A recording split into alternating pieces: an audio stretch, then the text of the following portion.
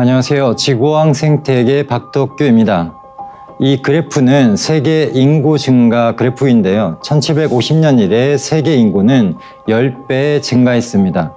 1인당 생산량도 10배 증가해서 세계 경제의 총 생산량은 100배 증가했는데요. 이 수치만 봐도 지구의 생명 유지 시스템에 대한 인간 활동의 영향이 엄청나게 증가했다는 걸 알 수 있습니다. 글로벌 웰빙이란 말이 있습니다. 개인이나 국가를 초월해서 전 지구적인 인류의 행복과 건강, 안녕을 추구하는 것인데요. 이 글로벌 웰빙을 추구하는 관건은 우리가 살아가는 지구 환경, 생태계의 지속 가능성에 있습니다. 바로 생태의 작용, 기능, 생물 다양성, 생산을 미래로 유지할 수 있는 능력인데요. 그런데 지금 인간 문명은 환경오염과 불평등, 인구 폭발이라는 문제점 등을 안고 있습니다. 또한 인류가 지금까지 경험하지 못했던 가장 심각한 문제, 지구온난화와 기후변화에 직면해 있습니다. 먼저 경제의 불평등을 보겠습니다. 수치상으로 보면 극빈층은 줄어들고 있지만 부자는 더 부자가 되고 가난한 사람은 더 가난해지는 빈부의 양극화는 더 심해졌습니다. 전 세계 빈곤 아동은 10억 명, 매일 8억 1,500만 명의 아이들이 굶주리고 있습니다. 특히 코로나 이후 빈곤 아동의 숫자는 1억 명이 늘어났는데요. 경제적 불안정과 분쟁, 기후위기 등 전 세계 곳곳에서 확산되는 빈곤 위기 때문에 증가하고 있습니다. 세계 불평등 연구소에서 발간한 세계 불평등 보고서 2022에 따르면 전 세계 상위 10%가 전 세계 부의 76%를 소유한 반면에 하위 50%가 갖고 있는 자산은 2%에 불과한 것으로 나타났습니다.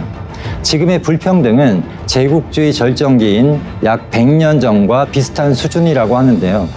경제의 불평등처럼 지구온난화의 주범으로 불리고 있는 탄소 배출량도 불평등합니다. 상위 10% 부유층이 25년간 52%의 탄소를 배출했고 반면에 하위 50%의 빈곤층은 단 7%의 탄소만 배출했습니다.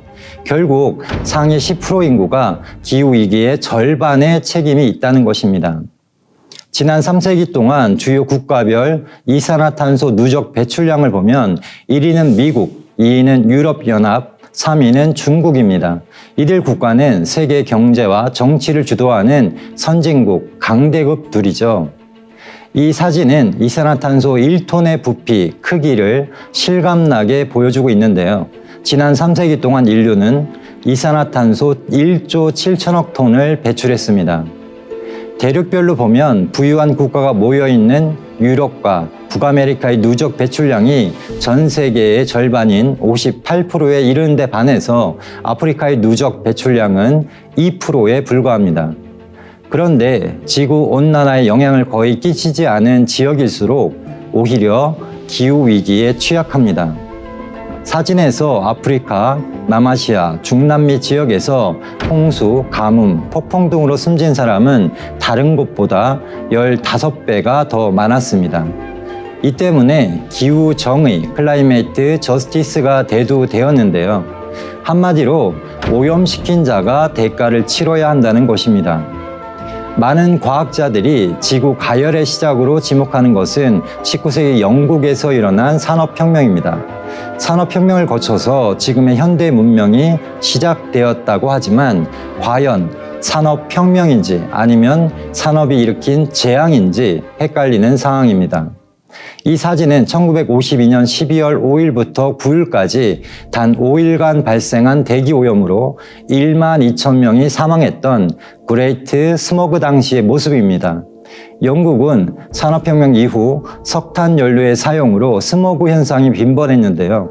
추운 날씨 탓에 평소보다 많은 석탄을 난방에 사용하고 전차가 디젤 버스로 전환된 직후여서 고농도의 황산 안개를 형성했습니다.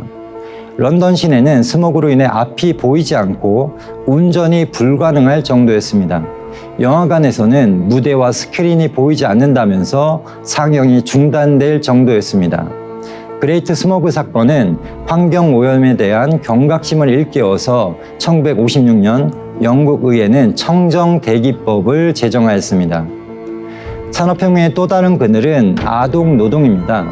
산업혁명 기간 공장 근로자의 3분의 2가 어린이와 여성이었는데요. 아이들은 일요일도 없이 하루 12시간에서 16시간을 일해야 했습니다. 열악한 노동 환경은 어른도 마찬가지였습니다. 양모 산업으로 땅을 빼앗긴 농촌 사람들은 도시로 옮겨갔고 철도와 공장, 산업시설을 건설하면서 런던에는 집을 지을 땅이 부족했습니다. 많은 사람들이 집이 없어서 구세군이 운영하는 관짝에 누워 자거나 의자에 앉아 밤을 새웠습니다. 그나마 나은 게 줄에 몸을 걸고 자는 행오버였는데요. 난방이 없기 때문에 겨울에는 밤새 얼어 죽는 사람들이 많았고 그나마 아침 대여섯 시에 깨울 때는 줄을 그냥 끊어버렸다고 합니다. 산업화는 물질 문명을 눈부시게 발전시켰지만 그 이면에는 인간과 자연, 생명의 존엄과 가치를 송두리째 잃어버리게 되었습니다. 그리고 우리는 아직도 불과 3세기 전 시작된 산업화의 그늘이 우리의 미래를 얼마나 바꿔 놓았는지 모르고 있습니다.